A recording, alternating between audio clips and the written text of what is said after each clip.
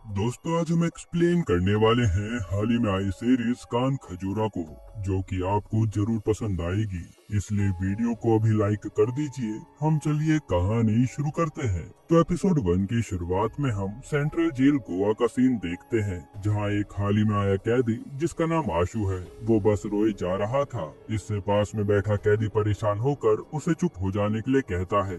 फिर वो पूछता है कि अच्छा ये बता, तू यहाँ क्यों आया है जो इतना रोए जा रहा है। तब आशु बताता है कि मैंने कोई गुनाह नहीं किया, मुझे बस फंसाया जा रहा है। इस पर वो कैदी कहता है कि यार मैंने भी कोई गुनाह नहीं किया, बल्कि मैं तो कैब ड्राइवर हूँ और मेरी कल एक कस्टमर से लड़ाई हो गई थी, इसलिए मैंने उसे पीटा था। पर पता चला कि रात में ही उसका मर्डर हो गया और इन पुलिस वालों ने उसके मर्डर के इल्जाम में मुझे पकड़ लिया है। तब आशु भी कहता है कि मुझ पर भी तो मर्डर का इल्जाम लगा है, और वो बताता है कि मैं लोगो रेस्टोरेंट में काम करता था और वहीं के मालिक ने मेरा मजाक बनाया था और कल रात उसका मर्डर हो गया, जिसके इल्जाम में मुझे पकड़ लिया गया है। ये सुनकर वो कैदी हैरान हो जाता है और कहता है कि मुझे भी तो उसी लोबो रेस्टोरेंट के मालिक के मर्डर के इल्जाम में जेल में डाला है, यानी वो मर्डर तूने किया था। लेकिन आशु मना करता है। इसके बाद हमें 2 हफ्ते पहले का सीन दिखाते हैं, जहाँ आशु जेल से छूटा था और उसे उसका भाई मैक्स लेने आता है। फिर वो उसे कहीं ले जाकर बताता है कि मेरी कंपनी एक 17 विलास का प्रोजेक्ट बना रही है, जिससे मैं काफी अमीर बन जाऊंगा, पर उसके लिए हमें शास्त्री कॉलोनी खाली करानी पड़ेगी। और मैक्स की बातों से हमें पता चलता है कि असल में आशु एक मर्डर के इल्जाम में 14 साल जेल में रहा था और आशु थोड़ा बहुत सनकी भी है।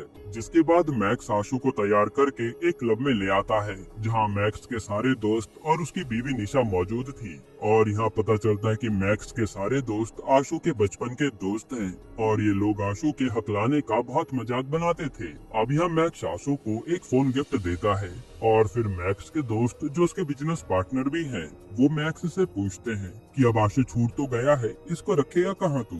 जिस पर मैक्स कहता है कि आशु को थोड़ा आराम करने दे, फिर देखते हैं। अब अगले दिन जब आशु की आंख खुलती है तो वो मैक्स के घर में था। वहाँ वो मैक्स की बेटी ईरा के साथ खेलता है। वहीं हम मैक्स को उसके ऑफिस में देखते हैं, जहाँ वो किसी कैथी नाम की लेडी से बात कर रहा था। असल में कैथी मैक्स को पैसों के लिए ब्लैकमेल कर रही थी, क्योंकि मैक्स जो ये 17 विला का प्रोजेक्ट बनाने वाला है, उसमें इन सब ने झोलझाल किया है, इसलिए कैथी मैक्स से पैसे मांग रही है। जिस पर मैक्स उसे बहुत कम पैसे ऑफर करता है और इसी बात पर कैथी के इनसे बहस हो जाती है। तब मैक्स का दोस्त शार्दुल कैथी को चाटा मार देता है और कैथी गुस्से में चली जाती है। ये देख वहाँ बैठा दूसरा दोस्त पेड्रो, जो वकील था, वो कैथी को समझाने जाता है, लेकिन कैथी नहीं मानती।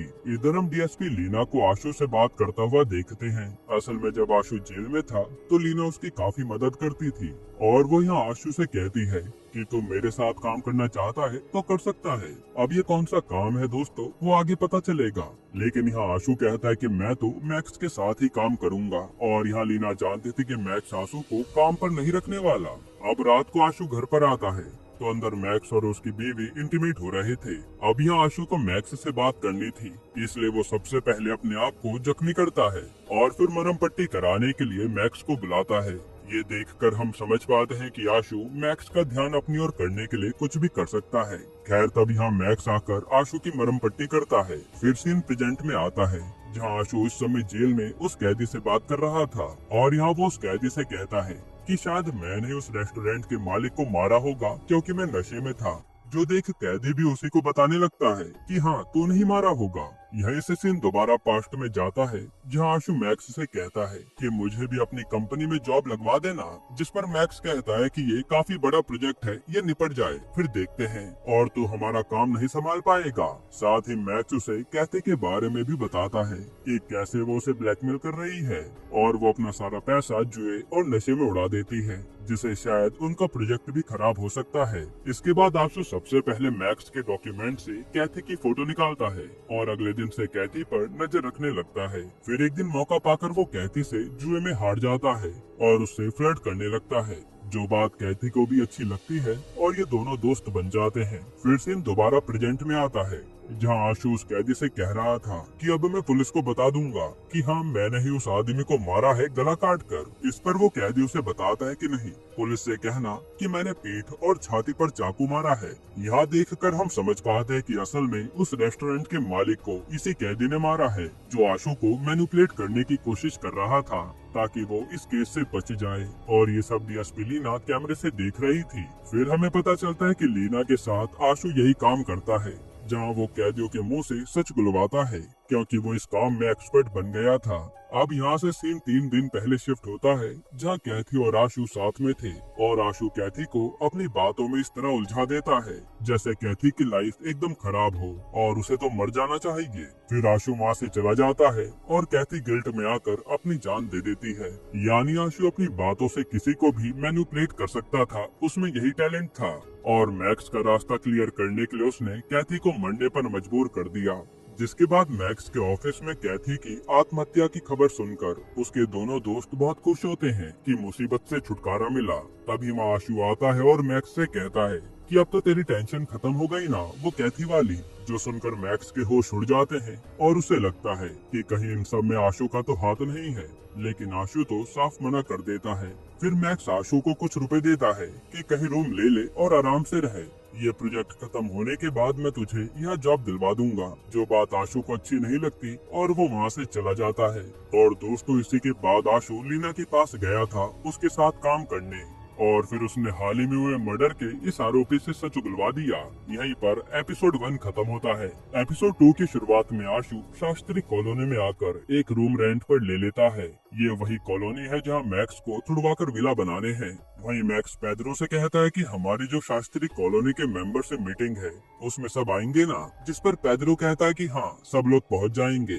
इधर आशु अपनी एक पुरानी दोस्त एमी से मिलता है, जो असल में पहले एक लड़का थी पर बाद में वो लड़की बन गई। और यहाँ ये दोनों काफी बात करते हैं। फिर वो अपने अपने रूम पर चले जाते हैं और ये एमी भी आशु के घर के पास ही रहती थी। अब यहाँ मैक्स आज शास्त्री कॉलोनी वालों से मीटिंग के लिए आता है ताकि वो उन्हें ये कॉलोनी छोड़ने के लिए मना सके, लेकिन वहाँ एक लेडी को छोड़कर कोई नहीं आता। वही जब मीटिंग रखी गई थी उस एरिया के बाहर कुछ गुंडे खड़े थे जो लोगों को अंदर जाने से भी रोक रहे थे। फिर जब आशु पेड्रो पर गुस्सा करने लगता है कि लोग क्यों नहीं आए, तो वहाँ बैठी वो औरत कहती है कि लोग आएंगे भी नहीं, तुझे शास्त्री कॉलोनी चाहिए ना, यहाँ की मैं ही करता धरता हूँ, मुझसे डील कर ले तभी तुझे ये कॉलोनी मिलेगी। जो सुनकर मैक्स को बहुत गुस्सा आता है और वो पेड्रो से कहता है कि तूने ये सब पहले से पता क्यों नहीं करा। फिर जब वो अपनी कार से जाने वाला होता है तो देखता है कि इन गुंडों ने उसकी कार सड़ा दी है, जिसे वो पेड्रो से साफ करने के लिए कहता है और खुद मैक्स शार्दुल के साथ चला जाता है। अब जब पेड्रो कार साफ कर रहा होता है तभी वो देखता है कि यहीं पास में वो आशु रह रहा है। ये देखकर वो आशु के पास आता है और कहता है कि आशु, ये कॉलोनी हम खाली करवाने वाले हैं, इसलिए तू भी ये रूम छोड़कर चला जा। पर आशु उसकी बात नहीं सुनता और फिर वो पेड्रो से ये भी कहता है कि अगर मैं उस समय जेल न जाता तो आज जो जिंदगी तू जी रहा है वो मैं जी रहा होता। ये सुनकर पेड्रो चुपचाप चला जाता है। अब यहाँ मैक्स के पास निशा आती है, जो उसके विलास के मुहूर्त के इनविटेशन की तैयारियों के बारे में बात कर रही थी, और हम समझ पाते हैं कि मैक्स अपनी परेशानी के बारे में निशा को कुछ नहीं बताता। फिर पेड्रो मैक्स को आशु के बारे में भी बता देता है कि वो भी उसी कॉलोनी में रहने आया है, जो बात मैक्स को काफी बुरी लगती है। इधर आशु एमी से उस औरत देशमुख के बारे में पूछता है कि वो मैक्स के प्रोजेक्ट में टांग क्यों अड़ा रही है, जिस पर एमी बताते कि देशमुख यहाँ कई अच्छे काम कर चुकी है और उसके 2 बेटे हैं, जिसमें बड़ा बेटा सूर्या पूरा धंधा संभालता है और छोटा बेटा बब्बिया बस मजे करता है। भाई देशमुख भाई बहुत खतरनाक औरत है, इसलिए वो मैक्स के आगे झुकने नहीं वाली। इधर हम मैक्स को देशमुख भाई के पास देखते हैं, जहाँ मैक्स उसे एक डील देता है कि मैं आपको 3 BHK फ्लैट दे दूंगा, बस कॉलोनी खाली करा दीजिए। जिस पर देशमुख भाई कहती है कि मुझे पूरे 3 विला चाहिए तभी डील होगी।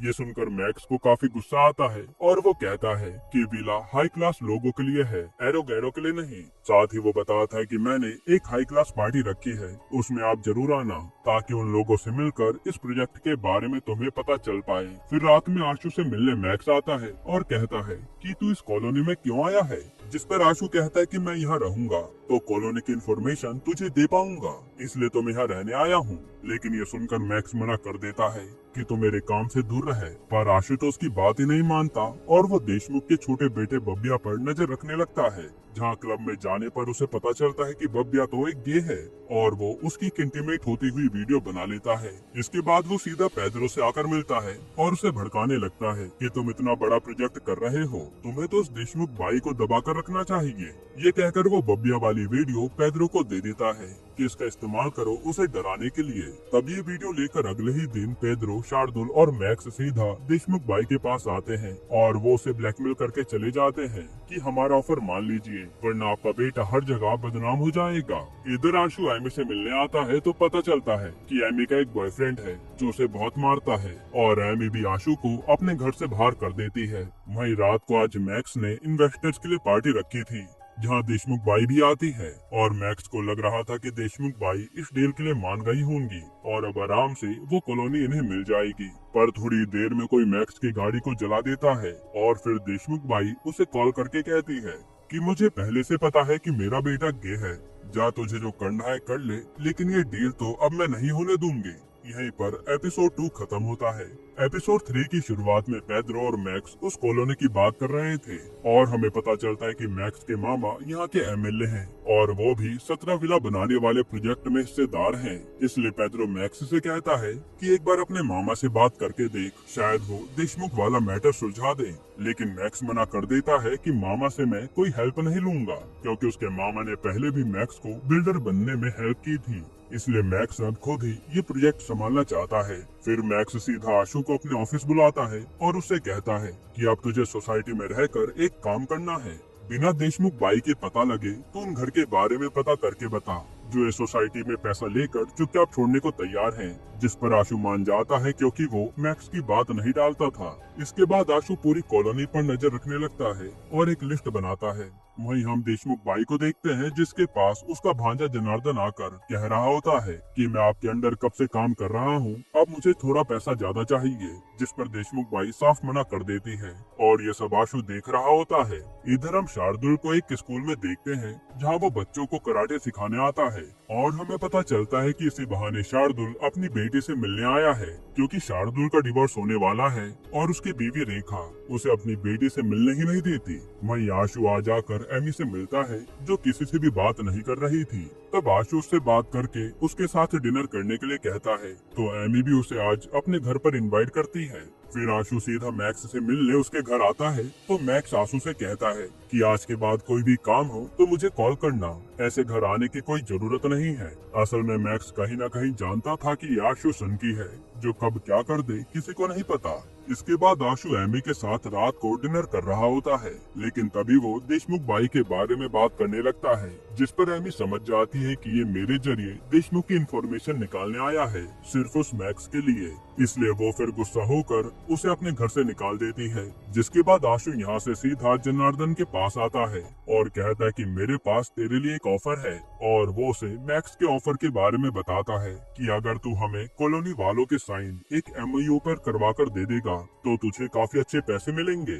जिस पर जनार्दन पहले तो सोचता है और फिर वो मान जाता है क्योंकि आशु ने उसे भी भड़का दिया था। फिर अगले दिन आशु मैक्स के कुछ वकील को उन घरों में भेज देता है साइन के लिए जो पहले से ये कॉलोनी छोड़कर जाने को तैयार थे। पर यहाँ साइन कराने के दौरान ये सूर्या और उसके आदमी आकर लड़ने लगते हैं। तब आशु मौका मिलते ही वकील को वहाँ से साइन वाले पेपर्स लेकर भगा देता है जिसके बाद यहाँ पुलिस आकर उन सबको पकड़ लेती है और वहाँ वकील ने आकर मैक्स को वो पेपर दे दिए थे। साथ ही बता दिया था कि आशु ने उसे भगाने में मदद की है। हालांकि अभी भी काफी सारे लोगों के साइन बाकी थे। इधर जेल में शार्दुल और सूर्या की दोबारा से बहस होने लगती है। तभी बातों बातों में शार्दुल उसे कहता है कि कब तक तू ऐसा गुंडा बनकर घूमता रहेगा, तू अपनी माँ को समझा, मैं मैक्स को समझाऊंगा जिससे हम दोनों को ही फायदा मिलेगा। और ये सब बातें वहीं बैठा आशु सुन रहा था। फिर जब ये लोग जेल से छूट जाते हैं तो आशु सीधा मैक्स को आकर बताता है कि वो शार्दुल तो उस सूर्या से डील कर रहा है तो मैं भी जनार्दन से डील कर लेता हूँ ना। ये सुनकर मैक्स भड़क जाता है। खैर फिर शार्दुल के साथ मैक्स दोबारा से डील लेकर देशमुख बाई के पास आता है और यहाँ ये दोनों किसी तरह देशमुख बाई को मना लेते हैं कॉलोनी वालों से साइन लेने के लिए। फिर यहाँ से जाते समय शार्दुल मैक्स से कहता है कि यार मेरा डाइवोर्स हो जाएगा तो मेरी बेटी की कस्टडी मेरी बीवी के पास जाएगी, अगर तू गारंटी ले ले तो मेरी बेटी मेरे साथ रह पाएगी। जिस पर मैक्स कहता है कि मैं वकील से बात कर लूंगा। इसके बाद रात को मैक्स आशु को घर बुलाता है और कहता है कि अब हमारा काम देशमुख बाई ही कर देगी और फिर ये लोग ड्रिंक करने लगते हैं। वहीं जब आशु अपने घर जा रहा होता है तो उसे जनार्दन पकड़कर मारने लगता है कि जब मैक्स को मेरे साथ डील करनी थी तो वो देशमुख बाई के पास क्यों गया। इस पर आशु कहता है कि मैक्स तेरे ही साथ डील करेगा, मैं कोई जुगाड़ करता हूँ। तभी एमी आशु को मार खाता देख भाग कर आती है और जनार्दन वहाँ से भाग निकलता है। यहीं पर एपिसोड 3 खत्म होता है।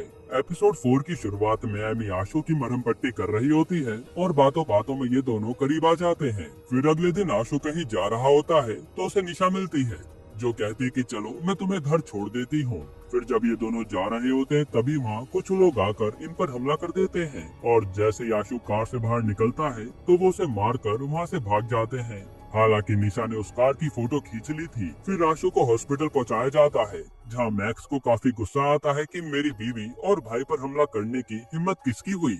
जिसके बाद मैक्स शार्दुल से जाकर कहता है कि जरूर ये अटैक देशमुख बाई ने कराया होगा और वो हमारे साथ ही गेम खेल रही है। यहाँ लीना आशु से मिलने आती है तो वो लीना को भी देशमुख के बारे में बताने लगता है। फिर थोड़ी देर में आशु से मिलने जनार्दन आता है और हमें पता चलता है कि ये अटैक आशु के कहने पर ही जनार्दन ने किया था ताकि मैक्स की डील जनार्दन के साथ हो पाए। फिर अगले दिन मैक्स के कंप्लेन पर देशमुख बाई के घर पुलिस जांच पर जाती है और वहाँ उन्हें फोटो वाली कार दिख जाती है जिससे निशा और आशु पर हमला हुआ था। इसलिए पुलिस सूर्या को भी उठा ले जाती है। जिसके बाद पुलिस आकर मैक्स से कहती है कि अब आप एफआईआर कर दीजिए, हम कार्रवाई शुरू कर देंगे। लेकिन मैक्स कुछ सोचता है और फिर मना कर देता है क्योंकि इससे उसके प्रोजेक्ट पर दिक्कत आ सकती है। वही जनार्दन से बातों बातों में देशमुख बाई कहती है कि मेरे बेटे को जिसने भी फंसाया होगा ना, मैं उसे छोड़ूंगी नहीं। ये सुनकर जनार्दन डर जाता है। फिर हम देखते हैं कि शार्दुल मैक्स से कहता है कि जरूर ये किसी और की चाल है, इसमें देशमुख बाई और सूर्या का कोई लेना देना नहीं है। लेकिन मैक्स तो मानने को तैयार ही नहीं था। जिसके बाद पेड्रो सीधा मैक्स के मामा के घर मीटिंग रखवा देता है और मैक्स के मामा उसे समझाते हैं कि जो भी हुआ भूल जा और अपने प्रोजेक्ट पर ध्यान दे। जिस पर मैक्स भी चुपचाप बात मान जाता है। इसके बाद जनार्दन आज फिर हॉस्पिटल में आशु को मारने आता है और बताता है कि देशमुख बाई और मैक्स की डील होने वाली है जो तेरा मामा करवा रहा है और अगर वो लोग सच जान गए तो देशमुख बाई मुझे मार देगी। तब आशु कहता है कि बस एक लास्ट चांस दे, मैं पक्का सब सही कर दूंगा और वो एक प्लान बनाता है। फिर जब मैक्स कहीं जा रहा होता है तो वो देखता है कि उसकी बिलबोर्ड पर किसी ने कालिक पोत रखी है। ये देखकर उसे और गुस्सा आता है और उसे लग रहा था कि ये सब देशमुख बाई करवा रही है। तभी मैक्स पर उस वकील का फोन आता है जो शार्दुल की बेटी की कस्टडी के लिए मैक्स को गारंटियर बनाने के लिए कह रही थी। लेकिन गुस्से में मैक्स साफ मना कर देता है कि मुझे शार्दुल पर भरोसा नहीं है। फिर मैक्स सीधा आशु को कॉल करके कहता है कि अब उस देशमुख बाई को जवाब देना ही पड़ेगा। जिस पर आशु कहता है कि ठीक है, मैं सब देख लूंगा। इसके बाद हम देखते हैं कि सूर्य और देशमुख बाई अपने काम से कहीं जा रहे होते हैं। तभी वहाँ जनार्दन अपने आदमियों के साथ आकर उन दोनों को जान से मार डालता है जो कि उसने आशु के कहने पर ही किया था। फिर जब वो देशमुख बाई की लाश को ठिकाने लगाने जा रहा होता है तभी नाकाबंदी में पुलिस उसे लाश के साथ पकड़ लेती है। असल में आशु ने डीएसपी लीना के कान में बात डाल दी थी कि जनार्दन और देशमुख के बीच लड़ाई हुई है। इसी कारण जनार्दन को पकड़ लिया गया और ये सब जानकर मैक्स बहुत खुश होता है। हालांकि इस दौरान वो पेड्रो और शार्दुल दोनों से ही दोस्ती तोड़ चुका था और अब वो आशु की हर बात मान रहा था। यहीं पर एपिसोड 4 खत्म होता है। दोस्तों ये सीरीज थोड़ी बड़ी है इसलिए एक्सप्लेन करने में थोड़ा समय लग रहा है। अगर आप चाहते हैं कि बाकी के एपिसोड्स हम कल ही एक्सप्लेन कर दें तो कमेंट में पार्ट 2 लिख देना, हम ले आएंगे। बाकी अगर आपको हाल ही में आई कमाल की मूवी देखनी है तो आप ये वीडियो देख लीजिए।